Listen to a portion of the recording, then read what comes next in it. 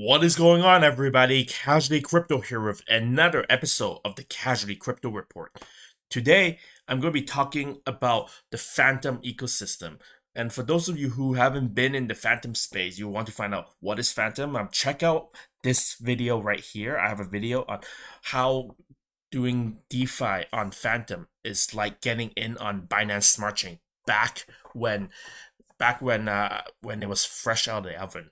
Just imagine getting in on Pancakeswap or collecting pancake tokens when cake tokens were at like 10 cents, 20 cents, 30 cents. And as you know, Pancakeswap is their tokens are worth around like $40 each. That's a huge like 100x since launch.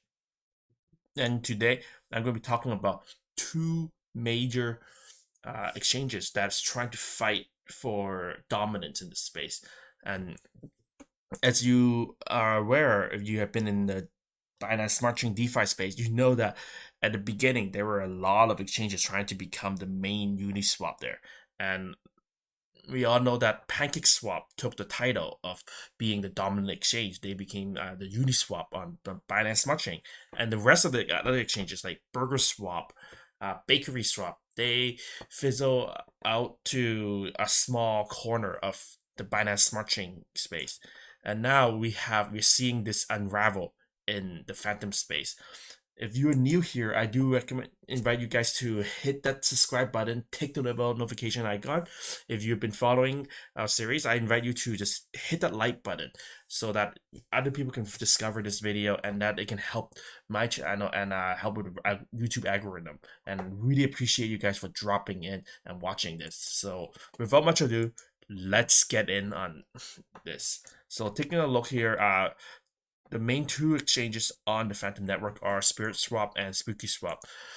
These are like Fantom natives, because I'm not going to mention about there are also a lot of I like to call these like colonial projects, like projects like SushiSwap. They're native on Ethereum. They set up a colony, but for the exchange for the comparison purpose, we're just looking at the two native projects where you can get a lot of yield, a lot of governance token from both of these projects. So, uh, yeah, so both of these projects came out about like 2 to 3 weeks ago. They are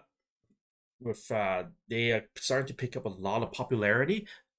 People are locking the token in with them, and you can see that right now they for SpookySwap they have about like over 100 million total value locked up, and for SpiritSwap there's about like almost 110 million dollars locked up. So in terms of total value locked up, they are pretty much in lockstep with one another, pretty much at the same level. And if you look at like market cap, right, 21 million compared to 26 million, which is pretty similar as well too. It's not too different, and even though the price of Spooky, which they call as the Boo token, right here, it's about $17, while SpiritSwap is about 29 cents. Don't be fooled by this low price, because it's because SpiritSwap does make up the low price by having more tokens that is currently in circulation right now. So overall, I do say that at the time of recording, both SpiritSwap and SpookySwap are like at like neck to neck levels right now. They are like yeah, they're getting into one or the other is not too different, but we're gonna look under the hood. We're gonna look into the tokenomics, the white paper, a lot of things that a lot of people don't look at, and I think it's always a good idea to understand this type of stuff so that you can see further than what the average hodler has in the space. So taking a look, you can see they have documents here. Let's take a look at the documents here. They have we can take a look at the roadmaps here with them, both of them, right? So for both of the roadmaps, you can see that they had a launch. They are for SpookySwap. Let's start with yeah, they have a launch. They plan to make a full feature DEX, which yes, both of them are supposed to do, right? And then what else are they doing? Right, they want to have they want to move over to Ethereum. So these guys they are ambitious. They want to start colonizing other uh, like other chains, which is which could be a good thing if they are getting more attention at the exchanges. It could be a good thing. They want to get into like NFTs. And I think a lot of platforms, it's easy for them to just say, "Oh, we're doing NFTs." Like if you look at like Bakery Swap, right? They put on like NFTs and it sort of fizzle out. And but but right now, NFT is the hype. Everyone wants to get in on it, and if they want to, let them get in on that, right? They want to do an ICO platform, so I guess it's like a initial, yeah. So they want to do like a launch pad, which is pretty cool, and then a governance token that's expected, and then they want a full expert trading platform. So I'm curious to see what this is. Whether this is a they want to have a they want to have a like a trading panel where you can do like a stop loss and all the stuff. That would be great if they can do that. But if not, yeah, I'm curious to see what this is. So this is just what is like, yeah, what's in the kitchen for SpookySwap. If you look at SpiritSwap, the roadmap, right? They have the launch. They're building the foundation. They are looking to do like a UI revamp, right? They want to do like analytics. They are securing partnerships. So you can see that SpiritSwap, they're growing in a different direction, even though both of them like are similar to what let's say Pancakeswap is at, right, where you can stake, you can swap. They are looking to branch off into different directions in hopes that their direction will win. Only time will tell, but yeah, I mean, like looking at it, it seems like for SpookySwap, they're going into, yeah, they're trying to go into NFT, while SpiritSwap, they're trying to leverage partnerships, which they both great, the great direction. So, and then of course the DAO, and then they want to optimize the AMM, right, and then also then they open up to the community to decide what to do. So overall, by looking at the roadmap, you can see where both are headed. But what I'm more curious about is the tokenomics. You see how the tokens are distributed, right? How the tokens, the supply breakdowns like. So you can see for both of these, right? They talk about they have a development fund about 10%.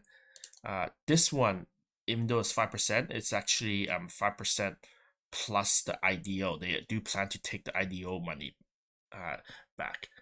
So something to look into. And then they also have another stake, developer stake somewhere in here too, which I'll go over quickly too. But you can see that they have like a vesting period for Spooky. They have a vesting period of all the initial liquidity pool tokens within a year, right? They also have like vesting over this, and then they vest like on over the course of 3 years. So this is with SpookySwap. While for SpiritSwap, we can look here, and I don't know why this is so small and low resolution, but you can tell here, the developers, they claim that they have a vesting fund. Claim that they have a vesting fund quarterly unlock, but I don't like how they also have this part that says dev emissions, meaning they're investing more than just a quarterly amount. They're investing like they're unlocking like on a monthly basis for themselves. But they just tell people that, oh, we're just doing quarterly investment. It's actually every month with a big payday every quarter. But overall, I did the math, and I like to show you like what I notice here, right? If you compare the two tokens right here, you'll see that for SpiritSwap, they have 1 billion tokens in total. SpookySwap has about like 13.6 million tokens. And yeah, they both have a similar amount locked up and a similar amount market cap, but what I'm interested in is right here, right? Both of them are committed to releasing the token over the course of 3 years. So this is a good thing. That means they plan to be around for at least 3 years. But this is where they differ. Both teams that they have developed developer mission. They plan to invest on a monthly basis and a quarterly basis. But with what it is, you can see that for SpiritSwap, they plan to unlock 44% of the funds within the first year, while SpookySwap plans to unlock 70% of their funds within the first year. So you can see that SpookySwap team, they are more hungry in taking the money out, right? And yeah, and then also remember what I said about the IDO, the amount that they put in for the liquidity. At least with Spooky, they did say that within the first after 1 year, they will pull out their like Boo and Fantom liquidity pool that they vested in. So whatever they put in the beginning, they're gonna pull it out. So you could call this a rug, but I would say by that time, it's this pool may be big enough that if they do pull, it's not gonna be that big of a rug.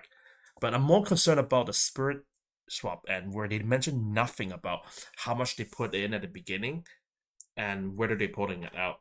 And it could mean two things. One, they didn't really provide any in the beginning, right, which means they have no skin in the game. Or number two, they did put an amount and they reserve the right to pull out at any time. And if they pull out too early, it could affect this pair, and it could become a rug. So this is something that I'm concerned about. But overall, where both of these tokens are, they're gaining a lot of adoption right now. A lot of people are coming on board. A lot of people are using it, and even if you look at the chain analysis, right, in terms of HODLer addresses, right, for SpiritSwap, they have about like 18,000 addresses compared to 22,500. So as of now, there are a bit more people hodling onto Spooky token, and I could imagine because could have been because the price went up, but anything could change in the next coming weeks, if not months. But yes, but overall, I'm like, in terms of users, that you can see a lot of smart contracts here, and there are some people who, I don't know, is this a person or is this the development fund? But yeah, there's a lot. Someone's holding on to 33% of this. And likewise, here you have like someone holding on to 48%. I'm thinking this could be the development fund, but only time will tell what it is. But yeah, but overall, aside from this, aside from 40, around like almost like 80% here, 80 to 90% here, the rest is just down here. While here, you do have a couple bigger pools. I don't know what they are, whether they could be liquidity pools or whether these are like I think these are vesting contracts. I believe this is the 30 days, 60 days vesting contracts. So these are the time lock contracts, and I do like how they do show it here.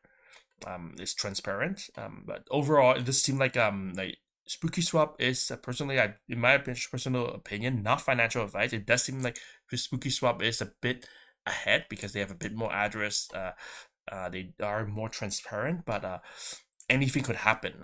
As if you have been in the Binance Smart Chain space, you may remember that Burgerswap, the whole team was doxxed. Everybody, they reveal who they are, while Pancakeswap is an anonymous project, and a lot of people expected Burgerswap to succeed, but instead Pancakeswap took the crown. So yeah, so anything could happen in the space. We're still too early in the space to see what could happen, but yeah, I do hope you guys enjoy this quick analysis on the two exchanges and which one would you want to use. I do feel that both of them, they are pretty good at the moment. What they're paying for return and such is pretty good, and I could imagine this may continue on for like a bit, for like within the next couple months before it starts maturing. But yeah, overall, I hope this analysis is helpful for you guys, and if you guys enjoy this, I do invite you guys to remember to like hit the like button, click subscribe, and take the little bell notification icon. So once again, just thank you all for joining us today, and yeah, I'll see you guys at the next video. Peace and love, my friends, and God bless.